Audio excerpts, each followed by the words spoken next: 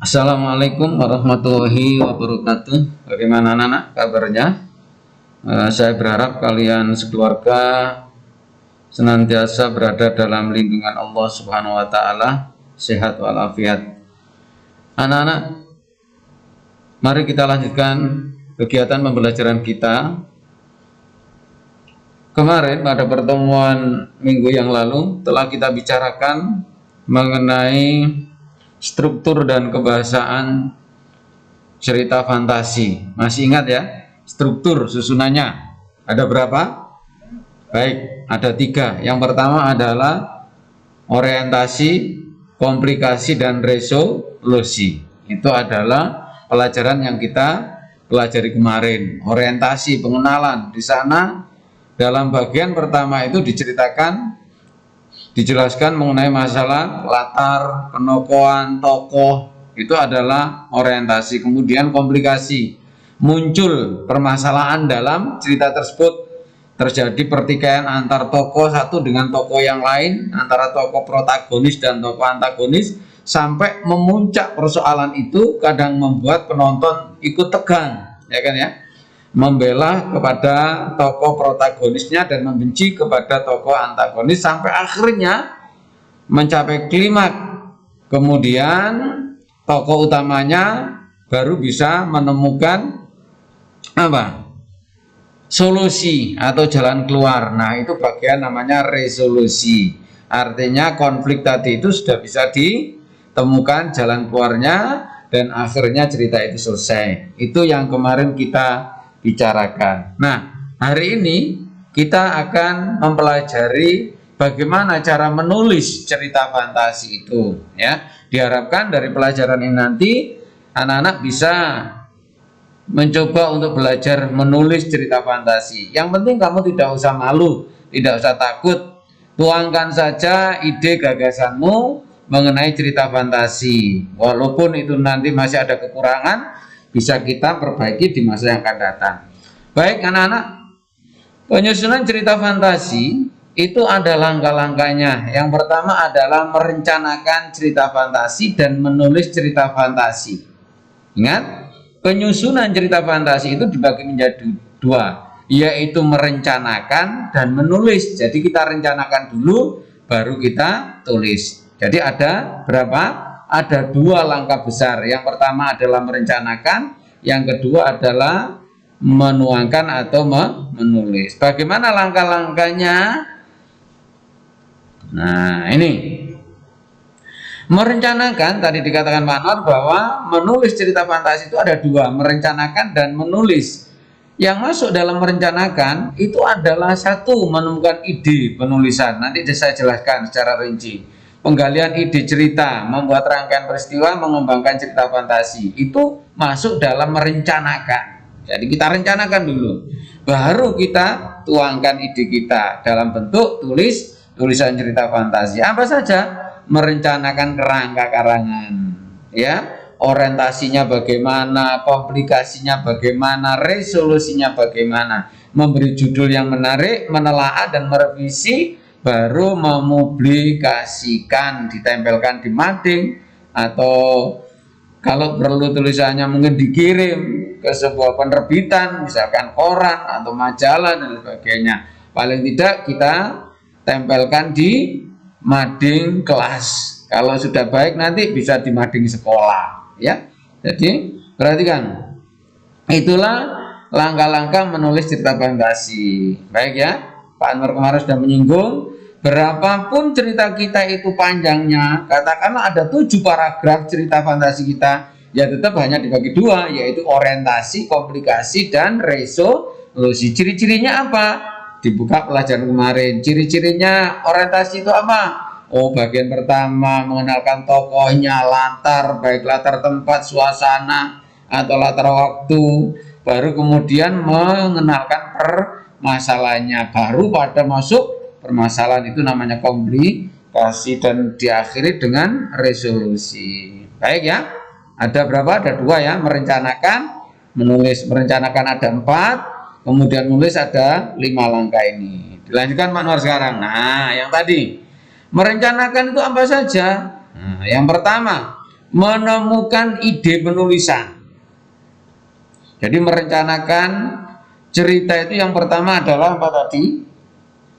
Menemukan ide penulisan, menemukan ide gagasan, menemukan ide dengan mengamati objek nyata lalu diberi imajinasi, menemukan ide cerita fantasi dan melakukan pengamatan terhadap objek peristiwa di sekitar kita.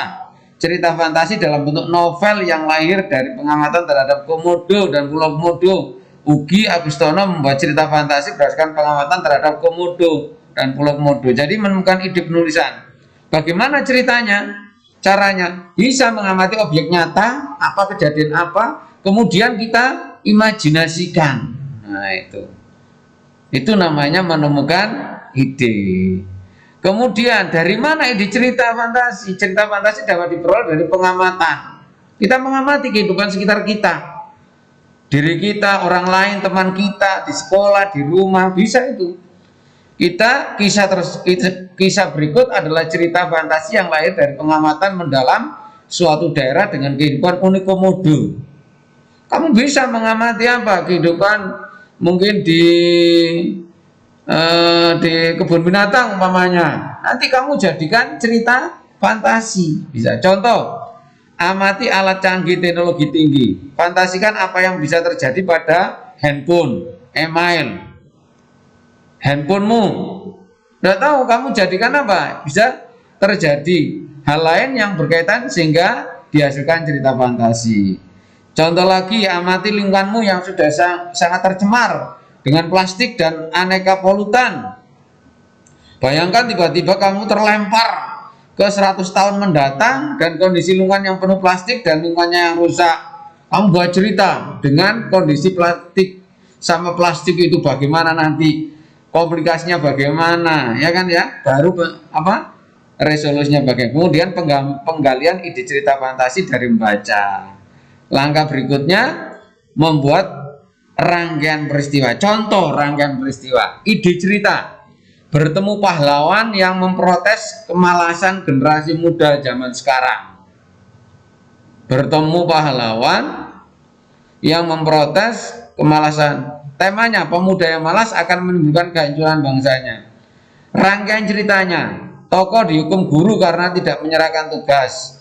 Tokoh selalu menunda tugas sehingga dihukum guru untuk membaca buku biografi. Kemudian tokoh tersebut ke perpustakaan mencari buku biografi para pahlawan. Seakan hidup dan menyeret tokoh masuk dalam masa peperangan. Nah, itu berfantasi. Jadi urutannya seperti itu. Tokoh bertemu dengan Bung Tomo, seolah-olah dia berdialog tentang perjuangan. Tokoh beradu argumen dengan Bung Tomo. Tokoh dihadapkan pada peperangan 10 November. Tokoh yang malas menimbulkan masalah dalam perjuangan. Tokoh bertemu dan berdialog dengan para pemuda pejuang. Tokoh kembali pada dunia nyata dan menyadari kekeliruan selama ini. Bisa saja seperti itu atau yang lain. Langkah yang keempat, mengembangkan cerita fantasi. Aku dan Bung Tomo. Judul dikembangkan dari tokoh. Cerita dari Surabaya di masa lalu. Judul dari latar. Misalkan diberi judul ya, setelah selesai cerita seperti itu bisa diberi judul dari tokohnya, dari latarnya, dari temanya, judul dari tema, judul dari genre cerita fantasi. Bisa saja judul dari genre cerita fantasi dan tema. Itu cara membuat judul baru. Yang terakhir adalah apa? Yang kedua tadi, menuliskan cerita fantasi. Setelah kita menemukan ide, galilah ide dengan membuat fantasi dari topik lingkungan, kecanggihan teknologi, atau para pahlawan, atau topik lain yang menarik perhatianmu. Langkahnya seperti tadi pada perencanaan. Berfantasilah seakan-akan kamu mengembara pada 100 tahun yang lalu, ya. Tulislah tema yang akan kamu tulis dalam bentuk pernyataan. Tentukan latarnya, tulis deskripsi tokoh-tokoh dalam ceritamu, buat ringkasan cerita atau istilah lainnya adalah sinopsisnya. Mengembangkan produk, kembangkan tiap bagian menjadi cerita fantasi dari apa? Orientasi, komplikasi, dan resolusi. Jangan lupa beri judul, bisa dari tokohnya, bisa dari latarnya. Itu anak cara apa? Menulis cerita fantasi. Nah, sebagai latihan ini, lanjutkan ini ya. Sudah ada ini kamu tulis kembali, kemudian lanjutkan yang kurang-kurang ini orientasinya, kemudian komplikasinya, baru resolusinya. Jangan lupa melengkapi cerita di atas sehingga menjadi cerita fantasi yang menarik. Jangan lupa beri judulnya. Belum ada judulnya, terserah kamu. Bagaimana tadi cara membuat judul? Bisa dari nama tokohnya, bisa latarnya, ya. Nah, telah hasil tulisanmu dari segi struktur dan penggunaan bahasanya. Setelah selesai, ini kamu lengkapi, baru kamu serahkan ke Pak Anwar. Anak-anak, saya kira itu, dan perlu kalian ketahui bahwa materi ini ditulis Pak Anwar berdasarkan buku yang sudah ada. Ada buku bahasa Indonesia dalam bentuk PowerPoint yang ditulis Ibu Ika Astianingsih, kemudian buku bahasa Indonesia kita, buku paket kelas 7 yang ditulis oleh Ibu Titik Harsyati dan kawan-kawan, diterbitkan oleh Kemendikbud RI. Saya kira demikian anak-anak. Terima kasih atas perhatiannya. Di akhir panel. Assalamualaikum warahmatullahi wabarakatuh.